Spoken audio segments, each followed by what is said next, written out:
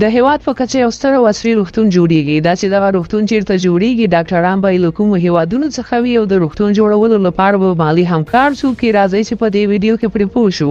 د کله راهیسې چې په هیواد کې طالبان واک ته رسېدلي، نو ورسره سم ګڼ شمېر هیوادوال له مالي او اقتصادي ستونزو سره لاس او ګرېوان شول. خو طالب چارواکي لاس په کار شوي دي او په بد اقتصادي وضعیت کې هم داسې پروژې پیل کړې چې افغانان به تر ډېره په ځان بسیا کړي. بله خوا یو شمېر هغه هیوادونه چې طالبانو سره نږدې اړیکې لري هم لاس په کار شول او له اسلامي امارت سره پوره همکاري کوي، چې اوس تازه په همدې لړ کې د قطر له لوري د هیواد په کچه د یوه ستر روغتون د جوړېدو خبر ورکړل شوی دی. د اسلامي امارت یو شمېر چارواکي او پلویان خبر ورکوي چې قطر په افغانستان کې د یو ستر روغتون د جوړېدو خبر ورکوي.